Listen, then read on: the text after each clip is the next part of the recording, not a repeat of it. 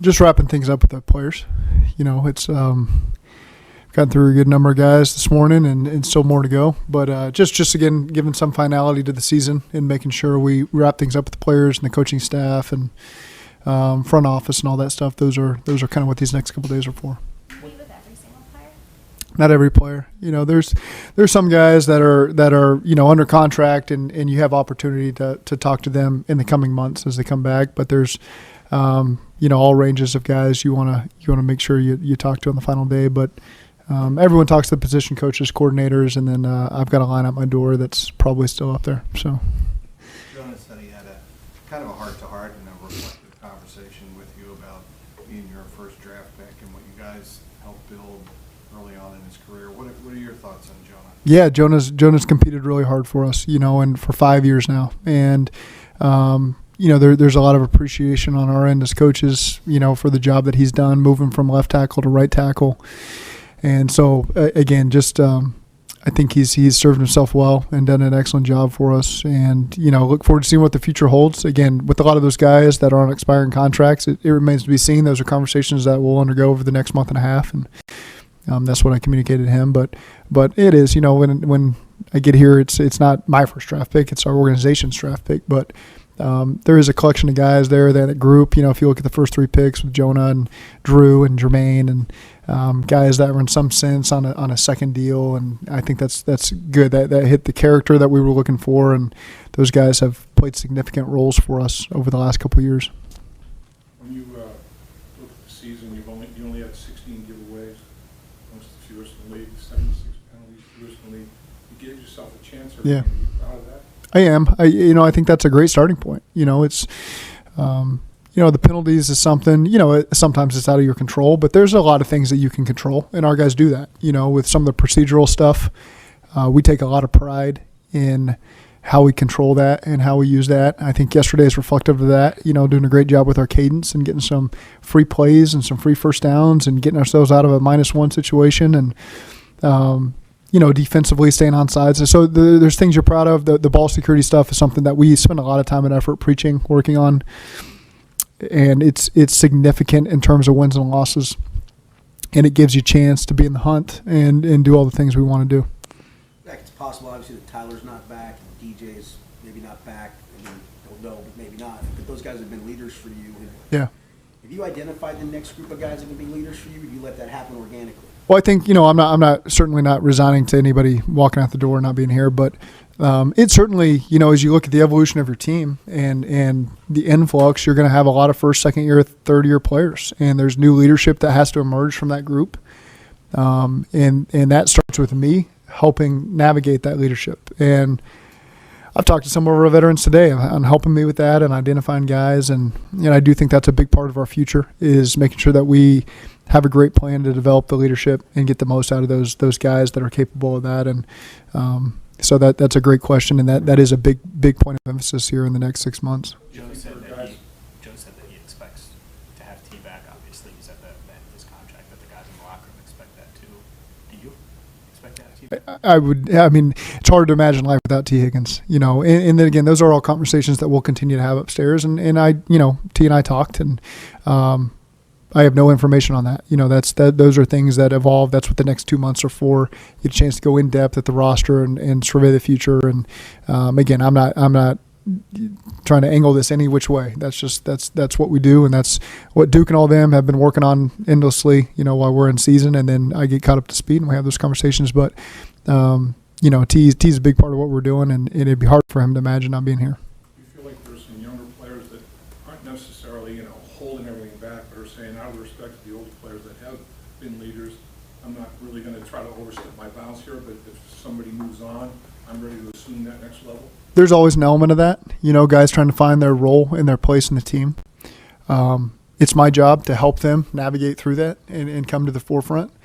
I can remember having conversations with Sam Hubbard, my first year here. He was a second-year player at that point, and trying to help him navigate that. And so, again, we take great pride, and leadership can come from any corner of this locker room. It can be a starter, a non-starter, a veteran, a young player.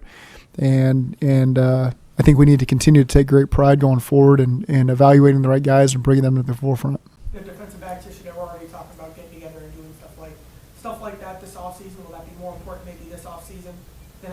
offseason? Yeah, I think it's just continuing to make the most out of our communication process, and again, there's youth in the secondary, those guys, and so it's good for them to take some initiative, and we're expecting that group to continue to grow and improve, and the experience that they gained this year is invaluable, and that's part of playing this league is sometimes you're going to take your lumps a little bit, and you're going to learn from that and grow. And there's not a player in our locker room that's a veteran player that didn't go through a similar process that some of those guys are going through right now. And now it's just how you handle that going forward. And again, just us as coaches making sure that we're helping them improve the right way.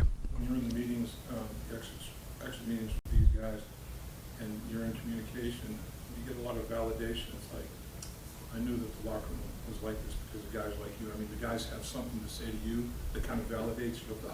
Well, you get a lot of guys that have been elsewhere, and again, we got guys that have been tremendous places, and so they're never negatively speaking on other places they've been, but it's just positive is that it is a great environment that allows you to grow as a player and as a person. And I think that was probably my favorite comments from this morning is one of our free agent players that we had in here that just said they felt like they've grown as much as a person this year as any other place they've ever been. And that's important for getting this team where we want to be. It's not just about the on-field stuff. It's about what happens in the locker room and the weight room. And I think we've got a good group of guys that way. We focus so much on which players will be back and which are leaving. Coaching staff-wise, do you anticipate any changes? That remains to be seen. I think, guys, we have a tremendously talented coaching staff, and so I think opportunities are always going to be thrown at us. And I got to get up to speed on the rules on who I'd have to lose and who I wouldn't. But I think that stuff takes shape over the next couple of weeks, and we'll evaluate that as we go. What impressed you most about how Lou handled what was a difficult year on defense, Zach? It didn't change who he was, and maintained himself through that process, and it's challenging in all three phases. We face challenges this year, not just on defense, and so I think that's what I appreciate most about Lou and the coaching staff is when we face adversity, it doesn't change who you are, and all of a sudden you start pointing the finger and becoming somebody that you're not when times are good, and so. That's what I appreciate about Lou, and I think he did a great job of that this year. Zach, this might be an impossible question to answer. Well, I can't wait. Is there anything you can do organizationally to try to plot a better way to try to keep Joe Burrow healthy through a full season other than knock on wood? Do you revisit the approach? Do you talk with Joe about different ways? How do you attack that or look at that as a thing? Well, I mean, the calf thing happened on a scramble, non-contact, so it's I don't know that there's much you're going to do there to avoid, an injury that happens like that. And then the wrist, it's hard, fell on the wrist and somebody fell on top of him. That can happen on really anything. So you can look at every injury and say they're vastly different on how they occurred. And so, again, it's part of our process is making sure we protect all of our players and we're not putting them in difficult positions, and that's part of our process with Joe. It's kind of the best answer I can give you there. It was an impossible question to answer, but I did my best. He indicated that one of the things he might want to do differently is maybe the weeks leading up to camp, maybe not having his foot on the gas as much. Is that something that he's talking about with you about, or what his plan might look like as he gets ready to get ready for next season? We've talked about a whole range of things, and so I won't get into everything that we talk about, but he's pretty thorough with his process. How much confidence does that give you as he gets ready to come back from this? Is that the thoroughness in which he undertakes everything as he prepares? Yeah, I have a ton of confidence in him. Do you get to do anything extra as a staff, kind of with these extra weeks that you haven't had in previous years? You just get a head start on everything, and so again, your vacation will come to an end as people are still playing games, which hasn't been the case for us in the past. And so there's an eagerness right now, I think, from all of us. Yeah, we need time off. You have to. We've been going full throttle for 6 months, and And even though the results aren't what we want, it wasn't because we didn't give our best effort, and so now there's a as my father-in-law says, a re-entry phase with your family, where now you get to go back in the house and change everything that your wife has established for the last 6 months, and so my wife looks forward to that. But you get a chance to just refresh the emotional charge of time with your family, and then we'll get sooner time to come back in and then start to work on the scheme evaluation and the talent acquisition, and so Duke and those guys are already full steam ahead with that part of it, and we look forward to, we jump into the fray and they catch us up to speed, and we're more in the background observing. But I do have an eagerness to hit the next phase of the offseason and get ready for that stuff and start to get prepared for when these guys come back in the building. And those are things that I do look forward to. But in the meantime, I'll take a chance to take a deep breath and spend some time with family. Barring opportunities arising for different coaches on your staff, do you expect it to be intact? I do. I like I said, I think we have a tremendous staff. How tough would it be to watch Let me hit Kelsey and then I'll hit you, Ben. To follow up on what you were just saying about your off season, I know as coaches, so much of it is the same every year in terms of the process you get to go through free agency and the draft. How do you keep it fresh and not mundane, considering it's the same thing year after year? For the coaching staff? Yeah. It's a little bit of your process. That's just, it is stay fresh because you're changing topics. There's really just a rhythm to NFL offseason that you follow. And there's not much changing that can take place because you get to February and you're getting ready for the guys you're going to see at the combine. You're getting ready for pro free agency. So you got to do all that evaluation. And then once free agency comes to an end, you really transition full time to your scheme evaluation, getting ready for your players and the draft. And so it's there's always things to keep it fresh and not stale because you're transitioning from one area of the offseason to the next. And then the players walk in the door and you get to focus on them for however many weeks we focus on them. And so, of course, there are ways, I'm going into my 6th year here, that you got to look at the program as a whole and keep it fresh and put a different spin on things. Those are things that I'll evaluate over the course of the next couple of weeks and months. But from a coaching standpoint, it's kind of the calendar takes care of the freshness part of things. And once you finish with one thing, you get to move on to the next thing naturally. What kind of impact do you think will have watching the wild card games and divisional games what season's over this year as opposed to not prepping for them for this season? Hard for me to answer right now. Maybe as I watch them, something takes shape. And so again, we've been fortunate to be in the position the last 2 years where you didn't get a chance to watch those games, but now we will, and maybe something will hit me as I watch them that stands out. Something that will help us in the future, but hard for me to give that answer right now. You reflect on this year, every win's meaningful. The Jacksonville game, considering the stakes, considering how that game started, will that one stick with you with the response that you saw that night in those circumstances?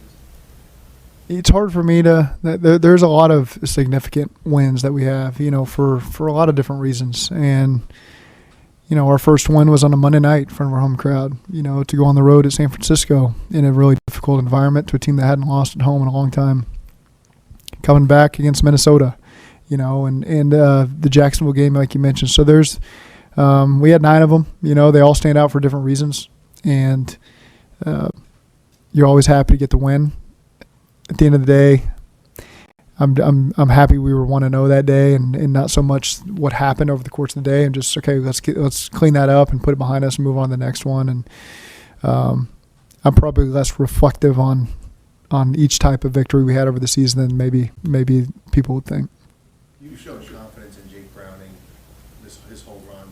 What did he show the rest of the NFL in these last 7 weeks? That he belongs, and that's nobody can say other than Jake with the utmost confidence that a backup that hasn't played in a meaningful NFL game that they belong. No one can state that. Now Jake showed us all the intangibles. Jake showed us the work ethic. Jake showed us the preparation that he was going to be ready when the moment calls. But until you're in that pocket and the lights are bright and the fans screaming at you, and you really don't know how a guy's going to react. And Jake reacted as we hoped, not as we'd known, just as we hoped. And so he made the most of his opportunity. And like I've said many times in these press conferences, he gave this team confidence that we could continue to win and our goals were still in front of us. And Obviously, as a team, it didn't shake out the way we wanted, but he gave us that, and that's important.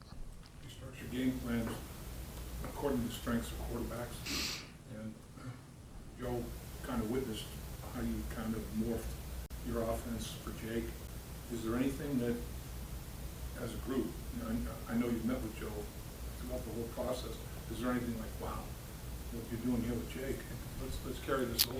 Those are things you're going to be looking at a little bit? Of course, we look at the whole season and how do we have the best offense going forward. And again, there were things that we couldn't physically do with Joe that I think everybody understands early in the season. And a lot of these elements that have taken place over the last couple of weeks we were doing, against Buffalo and against San Francisco and the games he was healthy. And so there is a happy medium there. There is also an overstating of how the offense changed, and so again, there's things that we do against certain opponents that you do regardless of who your quarterback is, and so we look forward to evaluating the whole offense as a whole this offseason and figuring out what's going to be best for us as we move forward. And I think we've always been open to evolving, and we have evolved. And there's been some things that have been good for us in the past that maybe weren't good the next year, and vice versa.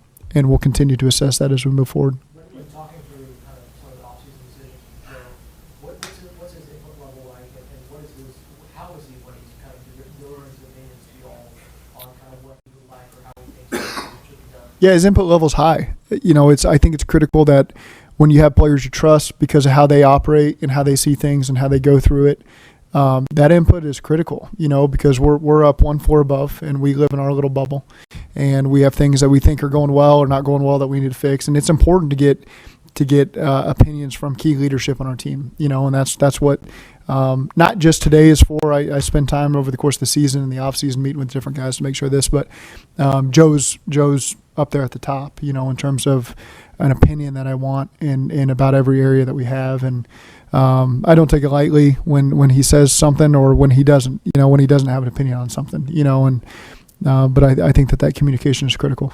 Zach, Sam told us he's going to have surgery this offseason. Mm-hmm. Can you provide a little bit more information on when he's having surgery? No, he's having surgery, and that's all I'll put to it.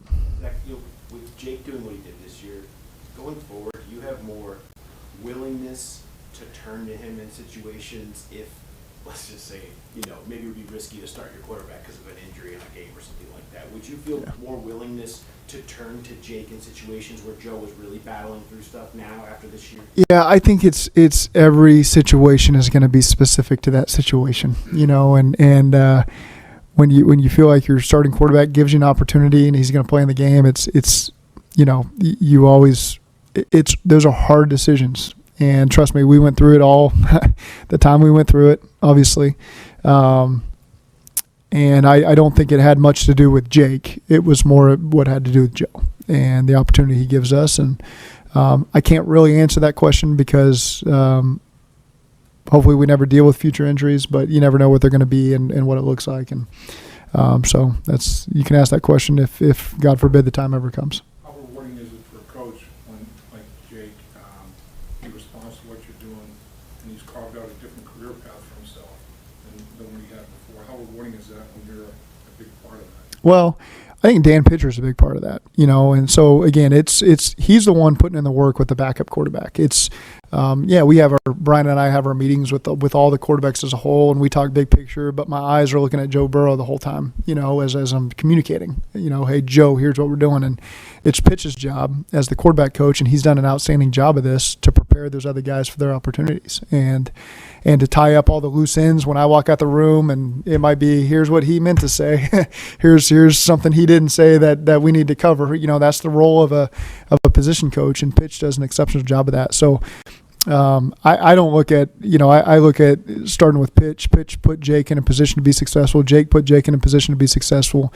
Brian does a great job with his 2 cents in that room. And then, I call the plays and try to piece it all together. But I think you got to give a lot of credit to Dan Pitcher on that.